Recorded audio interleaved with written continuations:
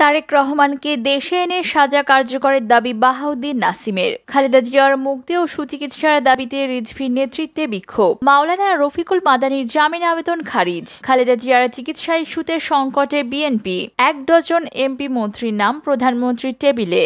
এবার দেখুন বিস্তারিত সংবাদ। তারেক রহমানকে দেশে এনে সাজা কার্যকরের দাবি বাহাউদ্দিন নাসিমের। বিএনপির ভারপ্রাপ্ত চেয়ারপারসন তারেক রহমানকে দেশে ফিরিয়ে এনে সাজা কার্যকর করার দাবি জানিয়েছেন আওয়ামী লীগের যুগ্ম সাধারণ সম্পাদক কৃষিবিদ আফম বাহাউদ্দিন নাসিম। তিনি বলেন, সিঙ্গাপুরে টাকা পাচারের দায়ে তারেক রহমান ৭ বছরের সাজাপ্রাপ্ত। ২১শে আগস্ট গ্রেনেড হামলার মামলায় যাবজ্জীবন সাজাপ্রাপ্ত। জিয়া অরফানেজ ট্রাস্ট দুর্নীতি মামলায় ১০ বছরের সাজাপ্রাপ্ত পলাতক আসামি।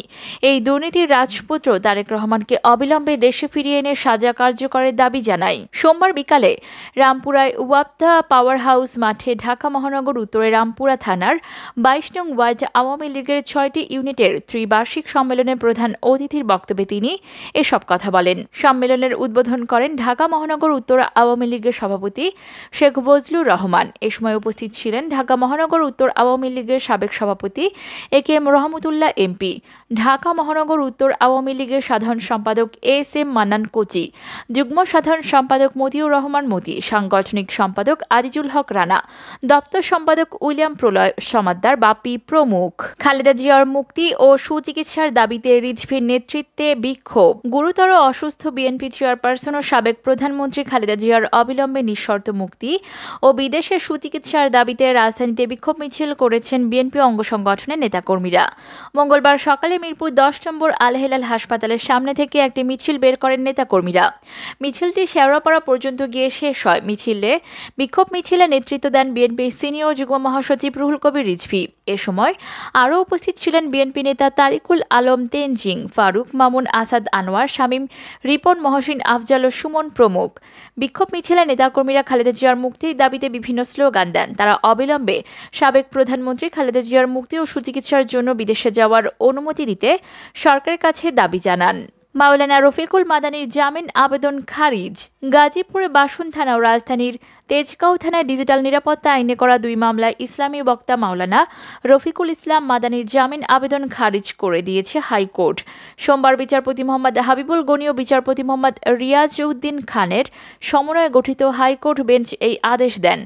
মঙ্গলবার অতিরিক্ত অ্যাটর্নি জেনারেল শেখ মোহাম্মদ মোরশেদ গণমাধ্যমকে এই তথ্য নিশ্চিত করেছেন। চলতি বছরের ৭ এপ্রিল রাতে গ্রামের বাড়ি নেত্রকোনার পূর্বধলা উপজেলার লেটিরকান্দা থেকে মাওলানা রফিকুল ইসলাম মাদানিকে আটক করে র্যাব। পরের দিন র্যাবের নায়ক সুবেদার আব্দুল খালেক বাদী হয়ে গাজীপুর মেট্রোপলিটন গাছা থানায় ডিজিটাল নিরাপত্তা আইনে মামলা করেন। ওই দিন মতিঝিল থানায় ডিজিটাল নিরাপত্তা আইনে আরও একটি মামলা করা হয় রফিকুল ইসলাম মাদানির বিরুদ্ধে। গত ১০ ফেব্রুয়ারি এক ওয়াজ মাহফিলে উস্কানিমূলক বক্তব্য দেওয়ার অভিযোগে তার বিরুদ্ধে এই ২টি মামলা করা হয়।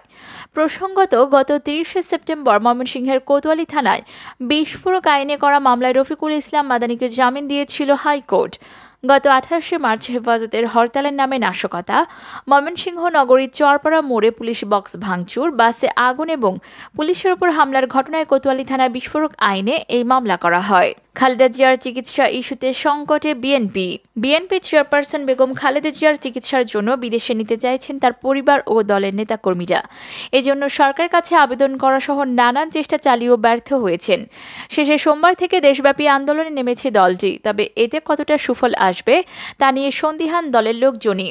তাই বাইরে আন্দোলন করলেও ভেতরে তারা সরকারের সুদৃষ্টির দিকে তাকিয়ে আছেন। বিএনপি সূত্রে জানা গেছে, তারা চাইছেন মানবিক বিবেচনা হলেও বেগম জিয়াকে দেশের বাইরে গিয়ে চিকিৎসার সুযোগ দেওয়া হোক। বিএনপি এখন কর্মসূচি নিয়ে রাজপথে নামার পর তা অব্যাহত রাখার কথা বলেছে। বিএনপি ঢাকা সহ দেশের বিভিন্ন জায়গায় বিক্ষোভ সমাবেশ করেছে।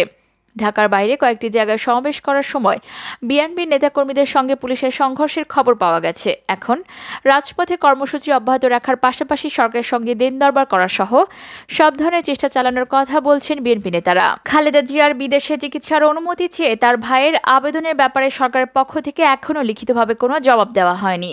কিন্তু সংবাদ মাধ্যমে আইনমন্ত্রীর বক্তব্যের পর প্রধানমন্ত্রীও বক্তব্য দিয়েছেন যে আইনে এই অনুমতি দেওয়ার সুযোগ নেই, যেহেতু সরকার নির্বাহী আদেশের সাজা স্থগিত করে ৭৬ বছর বয়স্ক খালেদা জিয়া শর্ত সাপেক্ষে মুক্ত রয়েছেন।